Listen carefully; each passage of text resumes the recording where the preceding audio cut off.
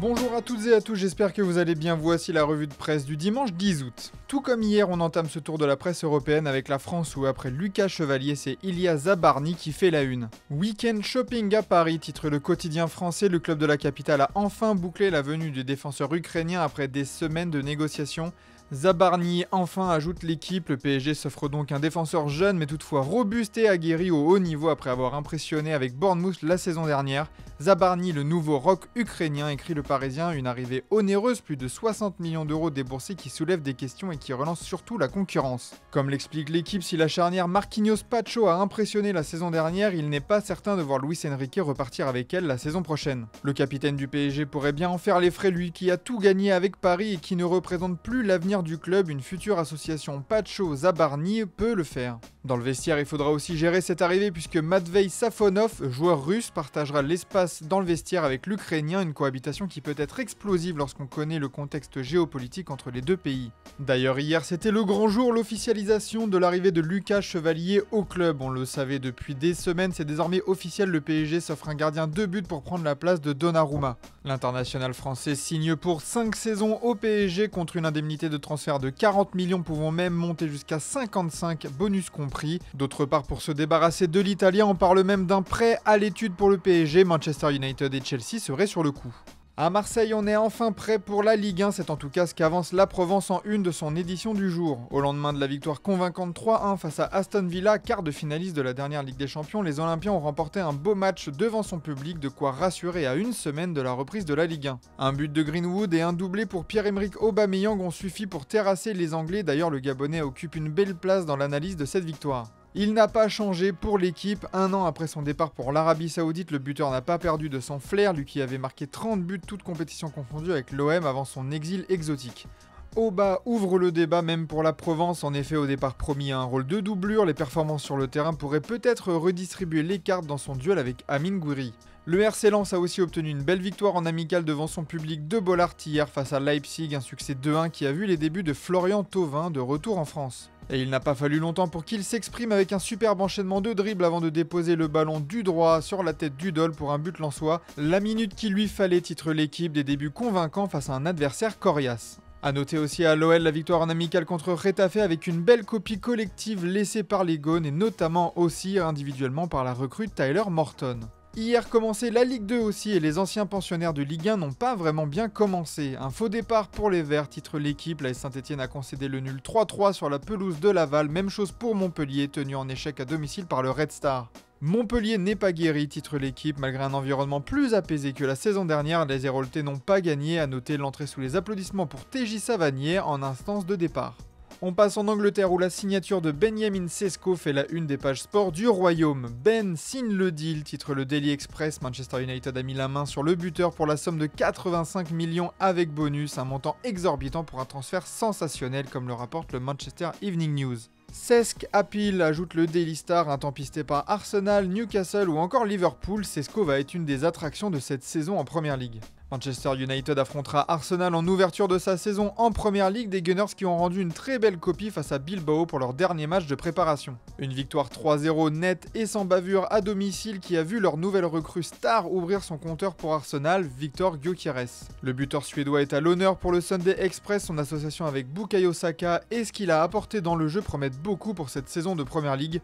Un but de pur buteur avec une course croisée pour prendre le dessus sur son défenseur et placer une belle tête décroisée. Un but venu d'un centre d'une autre recrue, Martin Zubimendi. Les achats de Bertha victorieux, ajoute le Sunday Express, qui ajoute aussi que la priorité pour le directeur sportif est maintenant de se concentrer sur les départs, avant peut-être de foncer sur une dernière piste. Liverpool entame sa saison à 16h aujourd'hui lors du Community Shield contre Crystal Palace. Le début de la dynastie Slot s'essaye le Sunday Mirror. Avec une équipe bien rodée, championne d'Angleterre et des recrues clinquantes, les Reds ont ce qu'il faut pour garder leur titre et aller plus loin qu'un huitième de finale en Ligue des Champions. Et parmi ces recrues, Milos Kerkez ne fait pas de bruit mais le transfuge de Bournemouth n'a pas du tout la pression. Pour lui, la vraie pression c'est de ne pas savoir quoi mettre sur la table pour les familles modestes, lui à fin de victoire et de jeu. Enfin à Manchester City, les problèmes s'accumulent au milieu avec la perte de Kovacic jusqu'en octobre. Après le départ de De Bruyne, un Rodri pas encore remis de sa blessure, les Citizens manquent de solutions au milieu de terrain, mais un joueur a impressionné dans un autre secteur de jeu en amical, Tijani Reinders. Le néerlandais a inscrit un doublé pour son équipe et s'impose comme une des recrues les plus intéressantes pour la saison à venir. Ryan Cherki s'est lui contenté de 45 minutes de jeu. En Italie, Igor Tudor affirme ses ambitions en une de Tuttosport. La Juve 4ème, je ne signe pas, peut-on lire dans l'édition du jour. L'entraîneur croate de la vieille dame a des ambitions claires. À Turin, on gagne, un point c'est tout. Tudor à l'attaque, titre la Gazzetta dello Sport aujourd'hui. Il annonce aussi qu'il utilisera les projections d'avant-saison où la Juve est placée 5ème de Serie A pour motiver ses troupes pendant la saison. Dans le Corriere dello Sport, on apprend aussi que pour lui, cette saison sera celle de Koop Meiners et de Bremer.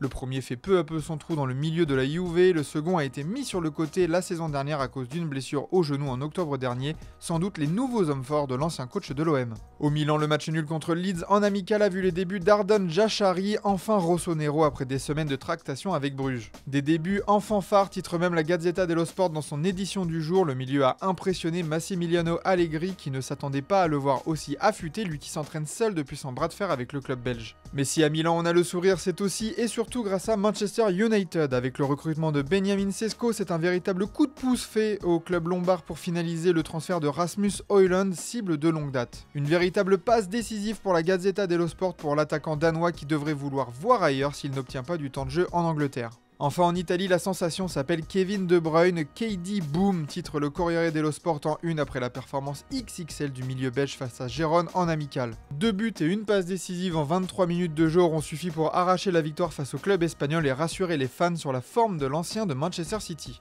C'est KDB la grande beauté, ajoute le quotidien italien. Ce Napoli est très séduisant à l'aube d'une nouvelle saison et peut-être d'une continuité au très haut niveau. On passe maintenant les Pyrénées pour atterrir en Espagne où, une fois n'est pas coutume, l'Atlético de Madrid fait la une après leur amical contre Newcastle. Un triomphe de champion, peut-on lire en une de As avec un Antoine Griezmann remplaçant au coup d'envoi mais buteur pour sceller la victoire 2-0 des Colchoneros. L'Atlético a montré ses armes pour Marca, en effet le trio Alvarez, Baena, Almada a montré de belles choses et une belle complicité sur le terrain, mais un autre homme a convaincu, David Anco. Le défenseur a rendu une belle copie pour son premier vrai test pour une des recrues les moins médiatisées de cet été.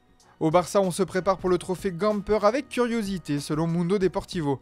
Le retour à domicile devant les fans après une tournée asiatique couronnée de succès va être l'occasion d'observer les nouvelles recrues. Hors terrain, maintenant que Ter Stegen a signé le document médical pour la Liga, l'attente est à l'ordre du jour côté catalan. La décision de la Liga peut conditionner l'enregistrement de pas moins de 8 joueurs, ce n'est pas rien à quelques jours de la reprise. Chez les Blaugrana, on réfléchit même à prolonger un joueur qui était poussé vers la sortie ces dernières semaines, Andreas Christensen. Avec le départ d'Inigo Martinez, le secteur défensif manque de garantie, c'est pourquoi le Barça aimerait le garder un peu plus. En effet, le Danois est en fin de contrat en juin 2026. À Madrid, un problème touche toujours le Real, la profondeur d'effectifs. Un tableau de doute pour Mundo Deportivo qui met en avant les problèmes notamment au milieu de terrain avec une formule adaptée. Il manque un Xabi Alonso à Xabi Alonso. Rodri est toujours un rêve madrilène mais sans départ, aucune chance de voir les merengues s'activer. Dans la capitale espagnole, on cible aussi Kylian Mbappé qui prend les commandes pour Marca.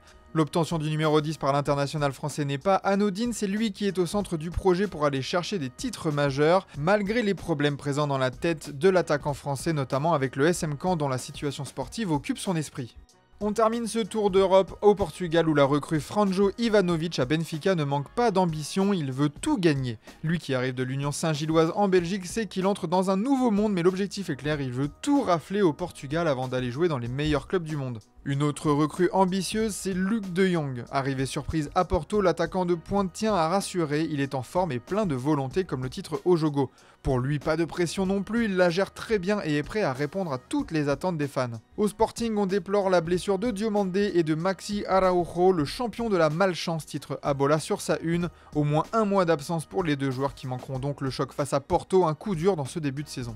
Et enfin un petit mot pour finir avec le dernier match de Mats Hummels pour Dortmund en Allemagne. Le défenseur international est d'ailleurs mis à l'honneur dans Bild. On apprend aussi qu'il voudrait bien continuer à travailler au sein du B4B, ce genre d'histoire qu'on aime bien. Voilà pour cette revue de presse du dimanche, merci de votre fidélité, on se retrouve demain pour une nouvelle revue de presse sur Foot Mercato.